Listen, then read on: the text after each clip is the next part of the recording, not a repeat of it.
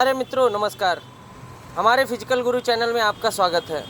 आप देख रहे हैं आज शारीरिक शिक्षा एक समग्र अध्ययन, जो कि डिस्क्रिप्टिव और ऑब्जेक्टिव दोनों का समग्र अध्ययन यहाँ पे बहुत ही अच्छे तरीके से आपको देखने को मिलेगा। ये शारीरिक शिक्षा एक समग्र अध्ययन जो कि डॉक्टर श्याम नारायण सिंह ने लिखा हुआ है। ये अब आप देख सकते हैं, आपको बताएंगे कि किस किस एग्ज़ाम्स में इस बुक का बहुत ही अच्छा रिस्पांस रहा है। जैसा कि आप देख सकते हैं टीजीटी, पीजीटी और यूजीसी नेट, ये तीनों जो आपकी मुख्य परीक्षाएं होती हैं, मेन परीक्षाएं फिजिकल एजुकेशन की, जो टीजीटी और पीजीटी और यूजीसी नेट में आपको एग्ज़ाम्स में क्वेश्चन पूछे जाते हैं, तो आपको इसी समग्र अध्ययन से आपको लगभग क्वेश्चंस आपको मिल जाएंगे। अब आपको आगे की जानकारी देते हुए बताएंगे। ये आप देख सकते हैं राजस्थान सेकंड ग्रेड में, थर्ड ग्रेड में, एलटी ग्रेड में, ये आपका तीनों ग्रेड में आपको क्वेश्चंस इसमें से पूछे जाते हैं।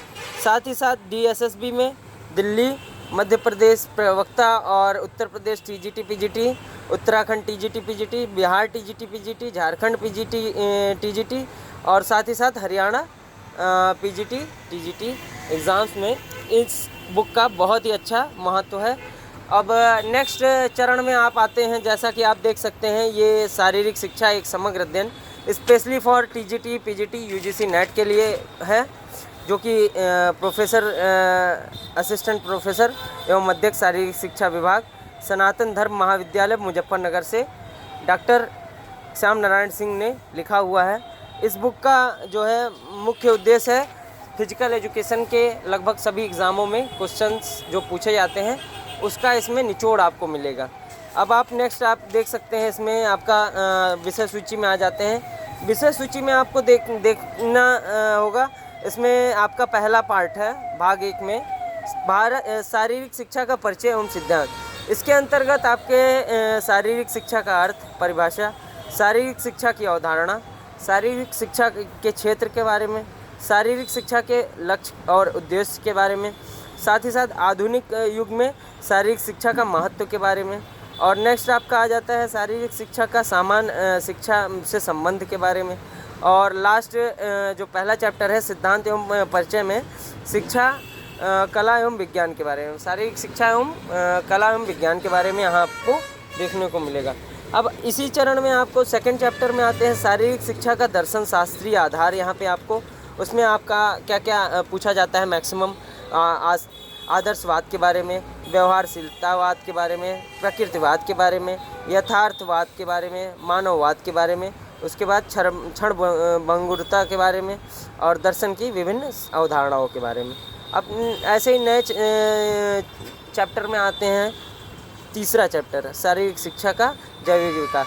इसमें ऐसे ही सेम कंडीशन है, इसमें आपके विभिन्न पार्टों का अध्ययन है। चौथा चैप्टर आपका आ जाता है शारीरिक शिक्षा का मानव शास्त्रीय आधार। पांचवा आपका चैप्टर है शारीरिक शिक्षा का मनोवैज्ञानिक आधार, जो कि आप अगर देखते हैं एनाटॉमी वगैरह में, इससे क्वेश्चंस आपके साइकोलॉजी से रिलेटेड क्वेश्चन आपको बहुत पूछे जाते हैं। नेक्स्ट आते हैं आप शारीरिक शिक्षा के समाज शास्त्रीय आधार के बारे में, उसके बाद फिटनेस और वेलनेस के बारे में। नेक्स्ट आपका यूनान का इतिहास के बारे में। यूनान के इतिहास में आप देखेंगे यहाँ पे होमर काल, स्पार्ट काल और पूर्व एथेंस काल, उत्तर एथेंस काल, इसमें 4 आपको देखने को मिलेगा। नेक्स्ट आपका रोम का इतिहास है, जर्मनी का इतिहास है, स्वीडन का इतिहास है, डेनमार्क का इतिहास है, संयुक्त राष्ट्र अमेरिका का इतिहास है, रूस का इतिहास है, भारत का इतिहास है। अब नेक्स्ट चरण में आप आते हैं भारत के इतिहास में। आपको वैदिक काल हो गया, उसके बाद आपका महाकाव्य काल हो गया, महाजनपद काल हो गया, गुप्त काल हो गया, राजपूत काल हो गया, मुस्लिम काल हो गया, ब्रिटिश काल हो गया, स्वतंत्रता पूर्ण भारत के बारे में आपको पूरी जानकारी आपको विधिवत तरीके से मिलेगी। अब अगले चरण में आते हैं। 16वां चैप्टर जो है ये भारत की शारीरिक शिक्षा एवं खेल से संबंधित संस्थाएं और संघ के बारे में। जैसे कि आप देख सकते हैं इसमें कौन कौन सी संस्थाएं और कौन कौन से संघ जो है खेलों में इसमें पार्टिसिपेट करते हैं, साथ ही साथ उसके बारे में आपको यहाँ पे बहुत ही विधिवत तरीके से, बहुत अच्छे तरीके से देखने को मिलेगा। नेक्स्ट चैप्टर आपका आता है शारीरिक शिक्षा एवं खेल के क्षेत्र में प्रसिद्ध व्यक्तित्व का विवरण। तो आपका इसी में ऐसे आपके जो मैक्सिमम खेल्स हैं और उनमें जो प्रसिद्धि मिली है लोगों को, उसके बारे में आपको यहाँ पे पूरा डिनोट किया हुआ है। अब अगला चैप्टर आपका 18वां चैप्टर, जो कि खेलों का जो विश्व जगत में बहुत ही इस समय प्रचलन चल रहा है, ओलंपिक खेल। ओलंपिक खेलों में आपके ओलंपिक खेलों के बारे में यहाँ पे आपको बहुत ही विधिवत तरीके से, बहुत ही अच्छे तरीके से आपको कौन कौन से गेम और किस कंट्री से एफिलेटेड है या कहाँ से मान्यता है, वो आपको यहाँ पे पूरा आपको गेम के बारे में मिलेगा। उसके बाद नेक्स्ट आ जाइए आप खेल एशियाई खेलों के बारे में। एशियाई खेलों के बारे में आपको फिर मिलेगा। उसके बाद अफ्रो एशियाई खेलों के बारे में, कॉमनवेल्थ के बारे में, सैफ खेल के बारे में, खेल में कितने पुरस्कार हैं। जैसा कि आप जानते हैं नॉर्मली अर्जुन पुरस्कार और द्रोणाचार्य पुरस्कार, राजीव गांधी पुरस्कार, ध्यानचंद पुरस्कार। ध्यानचंद पुरस्कार तो आपको पता ही होगा, ये आपका हॉकी में ज़्यादातर दिया जाता है। मैक्सिमम आपको ध्यानचंद पुरस्कार जो है ये आपको हॉकी में मिलेगा। मौलाना अब्दुल कलाम ट्रॉफ़ी के बारे में ये आपका, फिर उसके बाद ओलंपिक ऑर्डर पुरस्कार के बारे में, डेविड डिक्सन पुरस्कार के बारे में ये आपको देखने को मिलेगा पहले पार्ट में। सेकंड पार्ट में आपको यहाँ पे देखने को मिलेगा, अभी आपको इसके बारे में भी पूरी तरह से बताएंगे। खेल मनोविज्ञान, इसके अंतर्गत आप देख सकते हैं शारीरिक शिक्षा का मनोवैज्ञानिक आधार, विज्ञान का अर्थ एवं परिभाषा। उसके बाद आपका इसमें मनोविज्ञान की आधुनिक परिभाषा, खेल मनोविज्ञान का अर्थ एवं परिभाषा, खेल मनोविज्ञान की परिभाषा। नेक्स्ट आपका व्यक्ति का अर्थ एवं परिभाषा, शारीरिक शिक्षा का जैव आधार। उसके बाद आपका चैप्टर अगला आता है वृद्धि और विकास। उसके बाद आयु और लिंग की विशेषताओं के बारे में, बाल्यकाल की प्रमुख विशेषताओं के बारे में। उसके बाद किशोरावस्था की प्रमुख विशेषताओं। ये आपका सेकंड पार्ट जो है मनोविज्ञान में जो है खेलों के मनोविज्ञान के बारे में आपको यहाँ पे देखने को मिल रहा है। शारीरिक रचना एवं दैहिक लिंगिक अंतर के बारे में, मनुष्य की आयु के आधार पर विकास की अवधारणाएँ। उसके बाद अगला चैप्टर आपका आ जाता है मनोविज्ञान और शरीर रचना विज्ञान के आधार पर मनुष्य की आयु को निम्न 4 भागों में बांटा गया है। अब इसमें जो है जो मनुष्य की आयु को 4 भागों में बांटा गया है उसके बारे में आपको मिलेगा।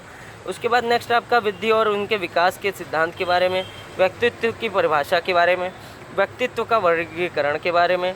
नेक्स्ट ऐसे ही आ जाएंगे आप मनोविज्ञान कारक, जो है शारीरिक कुशलता को प्रभावित करने वाले मनोवैज्ञानिक कारक। और उसके बाद अगले चैप्टर में आप आ जाएंगे खेल की सैद्धांतिक धारणाओं के बारे में। खेल जो है जब आप खेल को सीखने के नियम और सिद्धांतों के बारे में यहाँ आपको देखने को मिलेगा। उसके बाद थॉर्नडाइक के सीखने के नियम के बारे में। सीखना जो है अधिगम कहलाता है। अधिगम के बारे में आपको यहाँ पे देखने को मिलेगा। अधिगम जो है ये सभी चाहे स्पोर्ट्स क्षेत्र हो, खेल के क्षेत्र हो, चाहे आपको पढ़ाई के क्षेत्र में हो, आपको अधिगम हर जगह आपको यूज में आता है। जैसा कि आप देख सकते हैं अधिगम जो है, अधिगम का अर्थ है सीखना मनुष्य का जो है जन्मसिद्ध अधिकार है और साथ ही साथ सीखने की कोई आयु और सीमा नहीं होती है। ठीक है, तो आप अधिगम के बारे में सीखिए।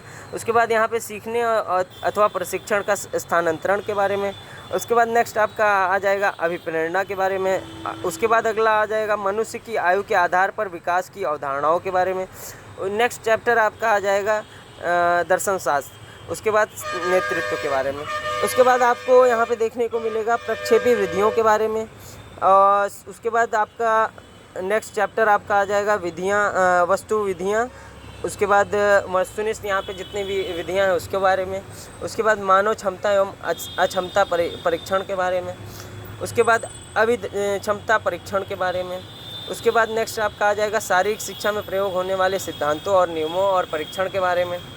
नेक्स्ट आपका आ जाएगा बुद्धि के प्रकार। बुद्धि जो है मनुष्य का जो है ये आपको हमेशा देखने को मिलेगा। मनुष्य जो है बिना बुद्धि के कोई कार्य कर नहीं सकता है। उसी प्रकार यहाँ पे जो है आपको अगला चैप्टर आ जाएगा सिद्धांतों के बारे में, फिर बुद्धि के परीक्षण के बारे में। उसके बाद मानक परीक्षण के बारे में। नेक्स्ट आपका एंजाइम परीक्षण और चिंता परीक्षण के बारे में। तो जैसा कि आपको 2 पार्ट यहाँ पे आपको देखने को मिला है, ऐसे ही आपको नेक्स्ट 3rd पार्ट आपको मैं अगले वीडियो में आपको बताऊँगा। धन्यवाद मित्रों।